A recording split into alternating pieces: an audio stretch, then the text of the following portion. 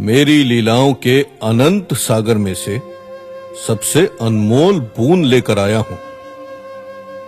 महादेव का मेरे अवतार के दर्शन करने आना, मैया का उन्हें द्वार पर ही रोक देना और फिर मेरी लीला से मैया का महादेव को मुझसे मिलने देने का विचार करना। ये तो ऐसी लीला है जिसके बारे में सोचकर मैं आज भी भाव विभोर हो उठता हूं। आगे की लीला सुनाता हूं, ध्यान से सुनिए। अभी तक मैं, मैया और योगी महादेव अपने अपने हठ पर अड़े थे। मैं जोर जोर से रो रहा था। मैया बहुत चिंता में थी और महादेव मुझसे मिलने की प्रतीक्षा में।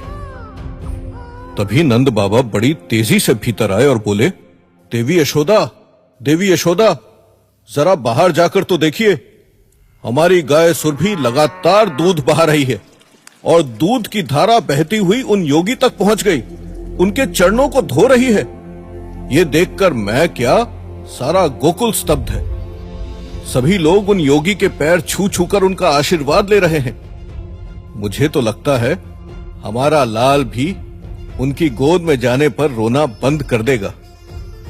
मैया ने यह सुनकर आश्चर्य के साथ दरवाजे की ओट से बाहर देखा तो सचमुच दूध की धारा आंगन में से होती हुई योगी महादेव के चरणों को धो रही थी। अब मैया सचमुच मुझे योगी महादेव के गोद में देने के विचार में पड़ गई।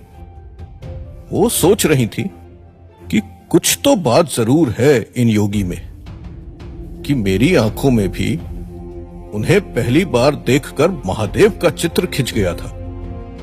जब जब मैं कान्हा को उनकी गोद में देने से मना करती हूं तो कान्हा और भी जोर से रोने लगता है। फिर उस रोगी का ठीक होना, सुरभि के दूध का अपने आप बहना और योगी के चरणों को धोना, ये सब देखकर तो यही लगता है कि इन योगी की नीयत ठीक है, ये भले आदमी है। किंतु मैं अपने भय का क्या करूं? पर यह भी तो सच है कि जो भय के साए में आ गया वो कभी किसी निर्णय पर नहीं पहुंच सकता। इसलिए जीवन में जो भी करना है वो निडरता से किया जाना चाहिए। यही सोच तो मुझे अभी मैया में भी जगानी थी। अब मैया से मेरा रोना देखा नहीं जा रहा था। मैया मन ही मन कुछ निश्चय करके माता रोहिणी के पास गई और मुझे उनकी गोद में दे दिया।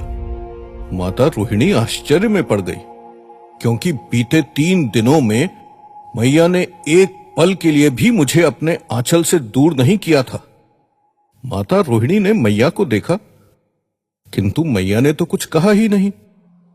वो तो बड़ी गंभीर मुद्रा में चुपचाप पलटकर कुछ विचार करते हुए धीरे धीरे घर से बाहर निकल गई।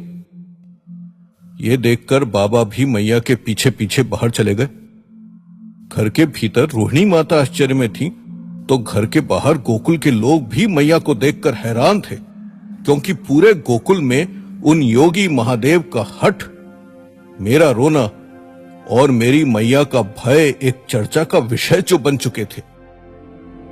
मैया ने बाहर आकर योगी महादेव की तरफ देखा, जैसे उनका मन पढ़ने की कोशिश कर रही हूं। योगी महादेव के चेहरे पर वही भोली भाली मुस्कान तैर गई। मैया योगी महादेव की तरफ बढ़ी तो बाबा भी मैया के पीछे पीछे चलने लगे, लेकिन मैया ने हाथ उठाकर बाबा को रुकने का संकेत किया। बाबा रुक गए। मैया ने संकेत तो केवल बाबा को किया था, किंतु गोकुल के लोग भी उस संकेत से ये समझ गए कि मैया योगी महादेव से एकांत में बात करना चाहती हैं। इसलिए सभी लोग योगी महादेव से थोड़ा दूर हट गए। मैया धीरे धीरे योगी महादेव के पास पहुंची, उन्हें प्रणाम करने के लिए झुकी। कुछ पलों बाद जब मैया फिर से सीधी खड़ी हुई तो उनकी आंखों में आंसू भरे थे। इस समय उनकी मनोदशा ऐसी थी कि अपने हृदय के टुकड़े को थोड़ी देर के लिए भी अपने से अलग कर किसी अनजान की गोदी में देने के विचार भर से उनकी जान निकल रही थी। किंतु योगी महादेव के मुख पर ऐसी शांति भरी मुस्कान थी जिसे देखकर मैया को भी योगी महादेव पर कुछ भरोसा हुआ और वो बोली, महाराज, मैं नहीं जानती आप कौन हैं और अभी मैं ऐसी दुविधा में हूं कि यदि आप अपना परिचय देंगे तो भी मुझे शायद विश्वास न हो। लेकिन मेरा लाल 3 दिनों से भूखा प्यासा है, लगातार रो रहा है। मैंने सब करके देख लिया पर वो चुप नहीं हुआ। जब जब मेरे मुंह से निकला है कि मैं उसे उन योगी की गोद में नहीं दूंगी, तब तब तो वो और भी जोर से रोने लगता है। इतना तो समझ गई मैं कि मेरे कान्हा से आपका कुछ ना कुछ संबंध तो है। यह सुनकर योगी महादेव ने मुस्कुराते हुए हां में अपना सिर हिलाया। मैया आगे बोली, इसलिए मैं अपने लाल को आपकी गोद में तो दूंगी, लेकिन उसके लिए आपको अपना चिमटा, कमंडल, डमरू, गठरी सब कुछ यहीं छोड़कर भीतर चलना होगा।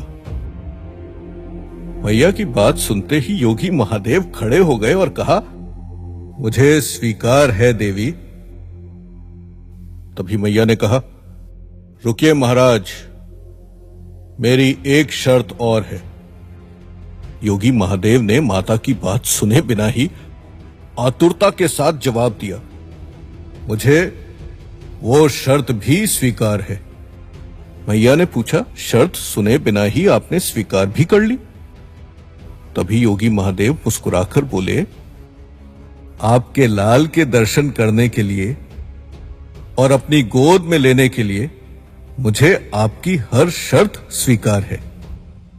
अब मैया क्या जाने कि जिनसे वो बात कर रही थी उन्हें तो सब पता है कि कौन कब क्या कहने वाला है। मैया बोली, फिर भी मुझे लगता है आपको मेरी शर्त सुन लेनी चाहिए। शर्त यह है कि आप भीतर चलकर धीरे से मेरे लाल को अपनी गोद में लेंगे और आपको यह वचन देना होगा कि आप मेरे लाल को किसी भी प्रकार से डराएंगे नहीं। यह भी मेरी शर्त है कि अगर आपकी गोद में आने के बाद मेरे लाल को किसी भी प्रकार की कोई हानि का अंदेशा भी हुआ तो अगले ही पल मैं उसे आपसे वापस ले लूंगी। और इतना ही नहीं, अगर आपकी गोद में जाने के बाद मेरे कान्हा का तिल भर भी नुकसान हुआ तो मैं भी उसी समय आपके सामने अपने प्राण त्याग दूंगी। अब बताइए, क्या आपको मेरी सारी बातें स्वीकार हैं? योगी महादेव ने मुस्कुराकर उत्तर दिया, मैंने कहा ना देवी, आपके लाल को मेरी गोद में लेकर उसे दुलार करने के लिए मुझे आपकी हर बात स्वीकार है। कैलाश में देवी पार्वती ये देखकर बहुत प्रसन्न हो रही थी। उन्होंने देवर्षि नारद से कहा, देखा देवर्षि, आखिरकार नारायण ने अपनी लीलाएं दिखाकर देवी यशोदा को मना ही लिया। नारायण का लगातार रोना, उस रोगी को महादेव के पास भेजना, सुरभि के दूध का बहना, सब उन्हीं की लीला थी। मैं प्रसन्न हूं कि अब स्वामी को अपने आराध्य के दर्शन मिल ही जाएंगे। सारा संसार इस महामिलन को सदा याद रखेगा। नारद मुनि भी बहुत प्रसन्न थे। उनके मुख से हमेशा की भांति निकला, हरि नारायण, हरि नारायण। इधर माता रोहिणी ने मुझे पालने में दाऊ के पास लिटा दिया था और पालने को झुलाने लगी। मैं तो अभी भी रो रहा था, लेकिन दाऊ किलकारियां भर रहे थे। दाऊ ने हंसते हुए मेरी तरफ करवट ली और बोले, कान्हा, आखिर तुमने अपनी लीलाएं दिखाकर मैया को मना ही लिया। तो मैंने वैसे ही रोते रोते ही उत्तर दिया, ताऊ। महादेव कैलाश से उठकर मेरे द्वार तक मुझसे मिलने आ गए और मेरी स्थिति देखिए कि मैं उनसे मिलने उठकर अपने द्वार तक भी नहीं जा सकता। बिना लीलाएं दिखाए उनके दर्शन मेरे लिए संभव नहीं थे। ताऊ ने हंसते हुए मेरे ऊपर अपना हाथ ऐसे डाल दिया जैसे मुझे गले लगा रहे हों। बाहर नंद बाबा सहित सारे गोकुलवासी ये दृश्य देख रहे थे कि मैया आंगन से होते हुए घर की तरफ आ रही थी और उनके पीछे पीछे योगी महादेव चल रहे थे। फिर जैसे ही योगी महादेव ने आंगन में पहला कदम रखा, वैसे ही एक तेज हवा का झोंका आया और आंगन में लगे गुलमोहर के पेड़ से ढेर सारे फूल जैसे योगी महादेव का स्वागत करने के लिए उन पर बरस पड़े। गोकुलवासी ये देखकर प्रसन्नता भरे आश्चर्य में डूब गए और महादेव के दूसरे कदम के साथ ही वहां मुरझाने वाले फूल फिर से खिल गए। जैसे जैसे योगी महादेव के कदम घर की तरफ बढ़ रहे थे, हर कदम के साथ कोई ना कोई चमत्कार हो रहा था। बारिश से भीगी हुई आंगन की मिट्टी सूख गई, आसमान पर छाए काले बादल छट गए, खिली खिली धूप बिखरने लगी, गाय भैंस रंभाने लगी और ढेर सारे पक्षी आंगन के वृक्षों पर आकर बैठ गए और अपनी मीठी आवाज में चहचहाने लगे। सुरभि का दूध बहना भी रुक गया। सारा गोकुल एक मीठी सी महक से भर उठा। आंगन पार करके योगी महादेव ने जैसे ही घर के भीतर कदम रखा, घर के सारे दीपक जो केवल शाम को ही रोशन हुआ करते थे, दोपहर में ही बिना घी के जल उठे। सारे कमरों के दरवाजों पर बंधे बंधनवारों के घुंघरू हवा के हल्के हल्के झोंकों से हिलते हुए बजने लगे।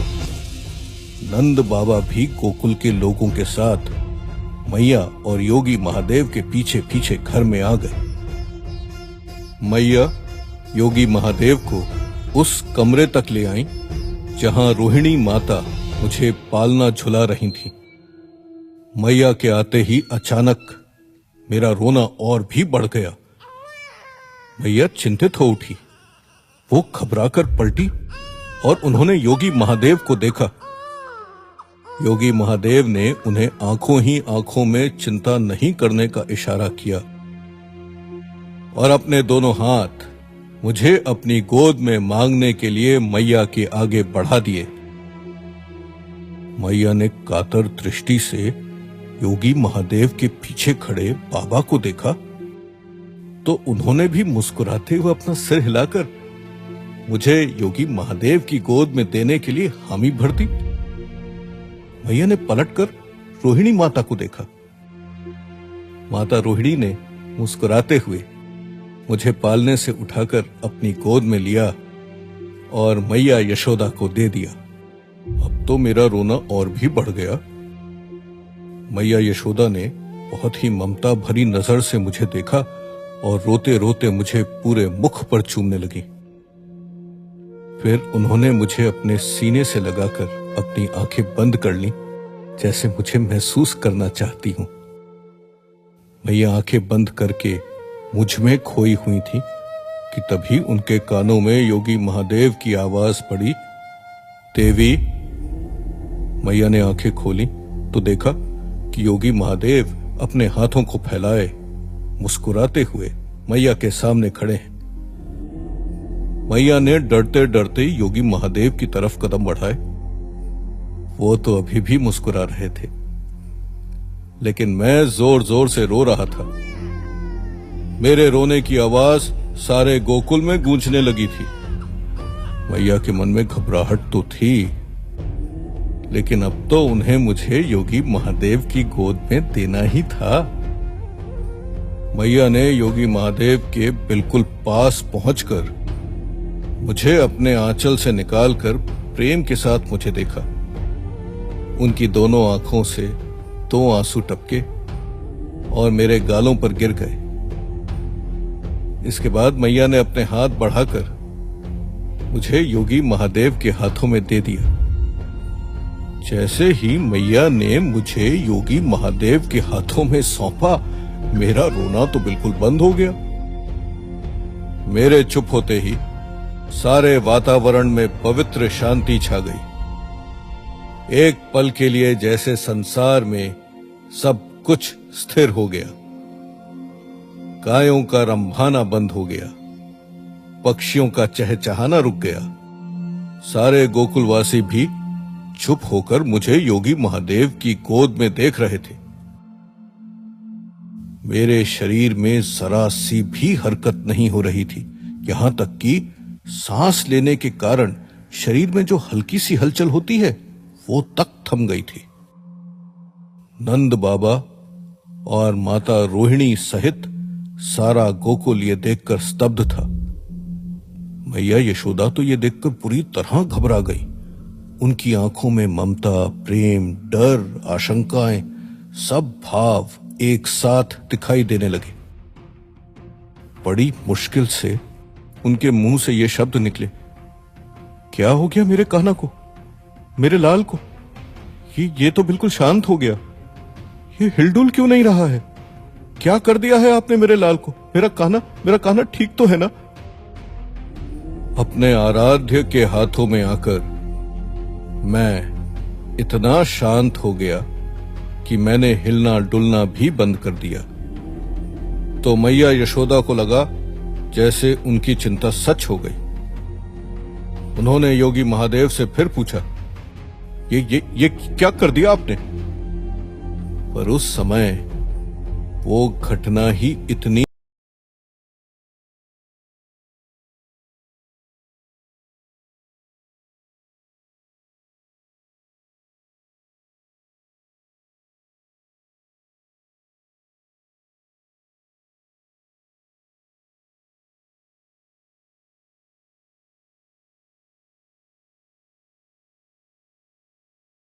कहां पता था। उनकी चिंता का पहाड़ तो बस बढ़ता ही जा रहा था।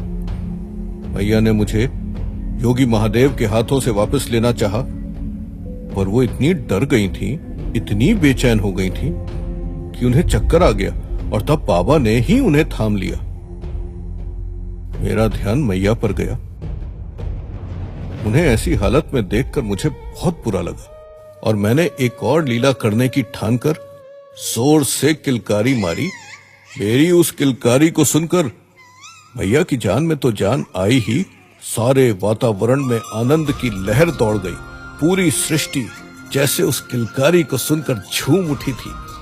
उधर गोकुल में मेरे रोने से जो पेड़ सूख गए थे वो एकदम हरे भरे हो गए। जो फूल मुरझा गए थे फिर खिल उठे। 3 दिनों से अपने बछड़ों को भूखा प्यासा देखकर जो गाय उदासी में डूबी थी, वो भी अब झूम झूम कर नाच रही थी, जिनसे उनकी गर्दन की घंटियां एक लय में बजकर एक अनूठा संगीत पैदा कर रही थी। और मैया का तो क्या कहूं, 3 दिनों से उन्होंने मुझे बस रोते देखा था, तो आज मेरी किलकारी सुनकर उनके आनंद की कोई सीमा ही नहीं थी। ताऊ भी पालने में पूरा उल्टा लेट गए थे और गर्दन उठाकर बड़ी प्रसन्नता से इस पूरे दृश्य को देख रहे थे और अपनी प्रसन्नता दर्शाने के लिए हाथ में झुंझुना लेकर उसे बजाने भी लगे थे। पर फिर अचानक सब कुछ ठहर गया। जो जैसा था वैसा ही रह गया। सारे प्राणी, नदियां, पर्वत, झरने, हवाएं सब थम गए। यहां तक कि पेड़ों से टूटकर गिरते हुए सूखे पत्ते भी हवा में ही रुक गए। मेरी लीला से कुछ पलों के लिए पूरा संसार थम गया, क्योंकि अब जो हो रहा था उसे देख पाने की शक्ति सब में कहां। मेरे सामने स्वयं महादेव अपने वास्तविक रूप में थे। चौड़ा मस्तक जिस पर त्रिपुंड और चंद्रमा सजे थे, गले में वासुकी नाग शोभा बढ़ा रहे थे। और आंखों में था सभी के लिए अपार प्रेम। और जिनके शरीर पर लिपटी भस्म से चंदन के जैसी भीनी भीनी सुगंध सभी दिशाओं में फैल रही थी। और मैं अपने कान्हा रूप में अभी भी उनकी ही गोद में था। और तभी हमारा आकार इतना बड़ा हो गया कि केवल धरती ही नहीं बल्कि सारे सूरज, चांद, सितारे